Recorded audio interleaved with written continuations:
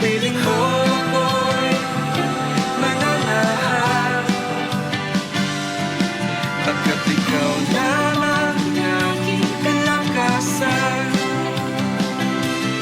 Sa piling mo tagumpay ko'y naranasan.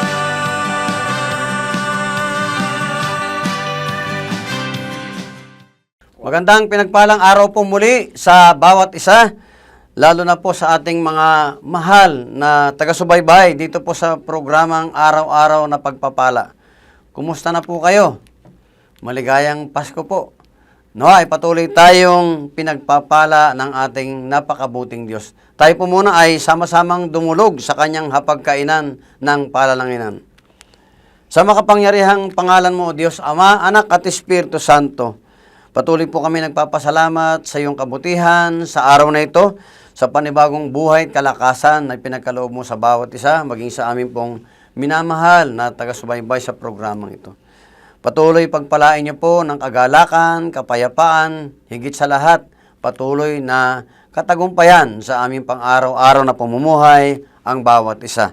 Banal na Espiritu, kayo pong patuloy na siyang aming inaasaham, kinauuhawan, kinagugutuman na patuloy na makasama. Sinabi niyo po at kayo'y nangako na kung may 2 o 3 magkatipon sa iyong pangalan, kayo po ay nasa aming kalagitnaan. Ikaw lamang ang aming patuloy na itataas sa aming pagpapatuloy sa pangalan ng Ama, ng Anak, at ng Banal na Espiritu Santo. We give you glory, we love you, we bless you. In Jesus' name we pray. Amen. Amen. Nais ko lang po ibahagi sa inyo, magmula po sa aklat ng TCB o The Tagalog Contemporary Bible. Tagalog po, no? Ang pinamagatan pong ang mapalad sa Matthew chapter 5 verses 1 to 11. Nung mangaral po ang Panginoon, siya po ay nasa bundok at tinipon ang mga tao, narito po ang kanyang tinuran. Sabi niya po sa Matthew chapter 5 verse 1, nang makita ni Jesus ang napakaraming tao, umakyat siya sa bundok at naupo roon. Lumapit sa kanya ang mga tagasunod niya at nagsimula siyang mangaral at sinabi niya, verse 3, mapalad ang mga taong inaaming nagkulang sila sa Diyos dahil makakasama sila sa kaharian ng Diyos. Yun po, mapalad daw po tayo kung tayo po ay lumalapit sa Diyos na nagpapakumbaba. Ang pagpapakumbaba po ay yung pag-amin nga po na tayo ay nagkasala laban sa mayamang grasya at habag ng Diyos sa atin. Amen. Sabi po sa verse 4, mapalad ang mga naghihinagpis dahil aaliwin sila ng Diyos. At mapalad, verse 5, mapalad ang mga mapagpakumbaba dahil mamanahin nila ang mundo. Ito pong verse na to, pag sinabing pagpapakumbaba, nakakalungkot po. Marami po kasi sa atin, simpleng bagay po lamang maging sa pagmamaneho ng sasakyan.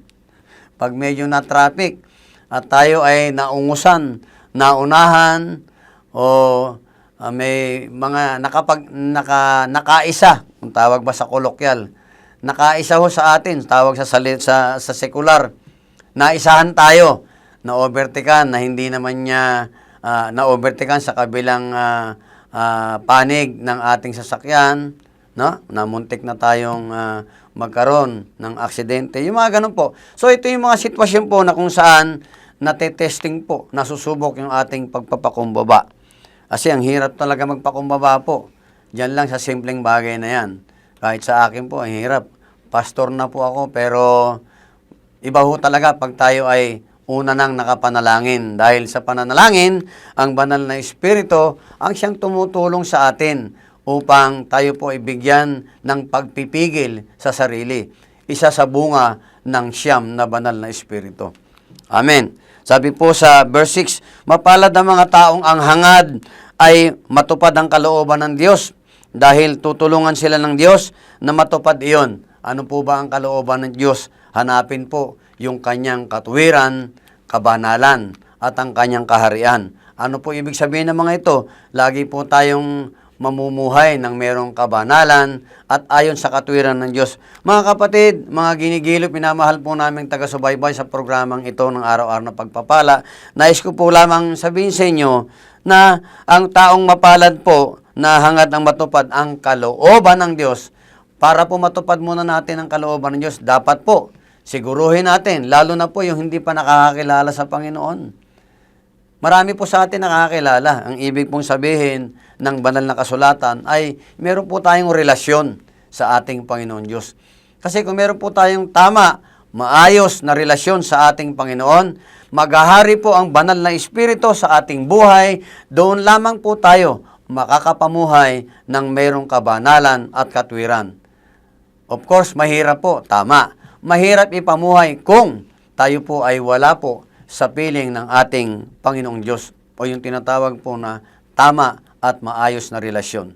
Sapagkat ipinangako niya po ang lahat ng sa kanya tumanggap at manampalataya. Sabi sa John chapter 1 verse 12, binibigyan niya ng karapatang maging mga anak ng Diyos. Pag tayo anak ng Diyos, siyempre po, may relasyon tayo. Siya yung ating ama, tayo ang kanyang anak. Kaya nga po tinatawag natin siyang ama namin na nasa langit.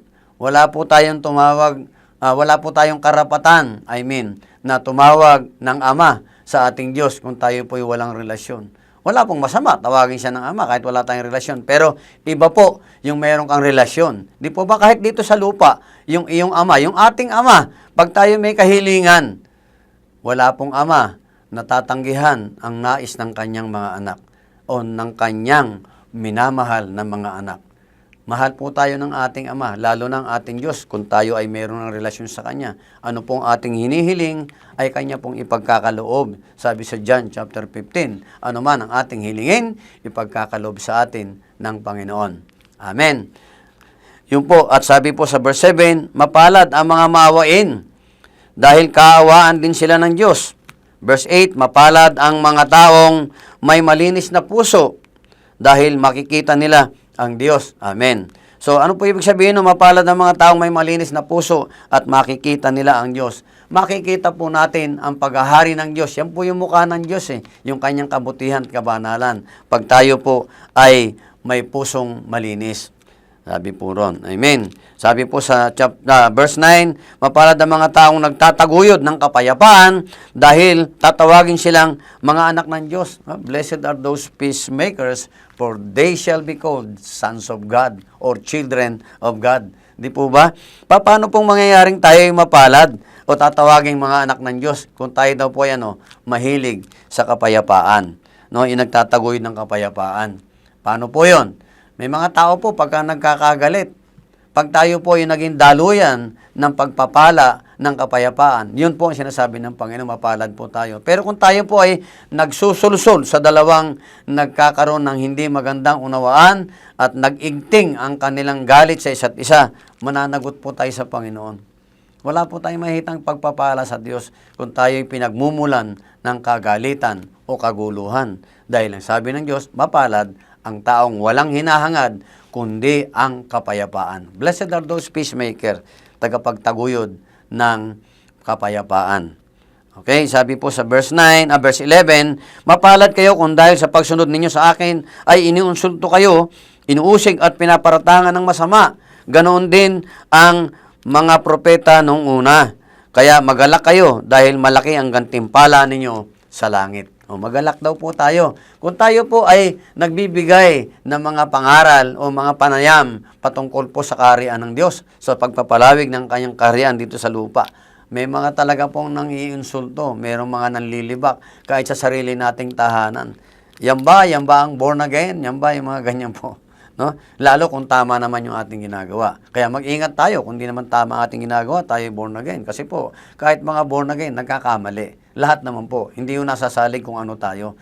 Ang importante ho, ang Diyos, lagi nating pinapaghari sa ating puso at sa ating kaisipan, sa ating pang-araw-araw na buhay, sa lahat ng aspeto ng ating buhay. Upang makapaghari ang Diyos, isipin po natin at siguruhin natin ng kanyang paghahari at katwiran ay ating kinauuhawan at mangyayari ito sa ating buhay kung tayo po ay may tama at totoong relasyon sa ating Panginoon. Kaya kapatid, kung hindi mo pa kilala ang ating Panginoon, wala kang relasyon, sasamahan kita sa panalangin.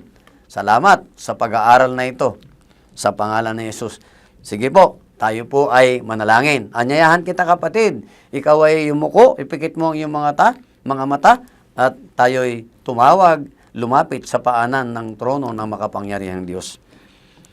Aming Ama makapangyarihan sa lahat, na banal, sa pangalan ng aming Panso Kristo, kami po ay lumalapit sa iyo. Kasama ang mga minamahal po namin na taga-subaybay na ito sa araw-araw na programa na ito ng pagpapala. Panginoon, samahan niyo po siya. Ano man ang kanyang kaguluhan sa kanyang isip, sa kanyang puso, ano man ang kagulumihan na ito, Panginoon, pangunahan mo po siya. Naririto po siya, Panginoon, at lumalapit sa iyo. Ano man ang kanyang problema sa pamilya, sa pinansyal na bagay, spiritual, physical, mental, emotional, maging mga material na mga problema, pagharian niyo po ang kanyang kaisipan at kanyang buhay, banal na espiritu, upang sa gayon, mapagkalooban mo po siya ng kaunawaan at karunungan, at kanya pong mabigyan ng naayos na solusyon na nagmumula sa iyo ang kanyang problema. Taas mo yung kamay, kapatid, sumunod ka sa aking panalangin, sabihin mo ito, Panginoon, maraming salamat sa iyong kabutihan. Naniniwala po ako na ikaw, Panginoon Kristo, bilang aking Diyos, ay makapangyarihan at mapagpatawad. Lumalapit ako sa iyo, binubuksan kong aking puso, inaanyayahan kita sa aking buhay magmula sa araw na ito bilang aking Panginoon at tagapagligtas ng aking buhay.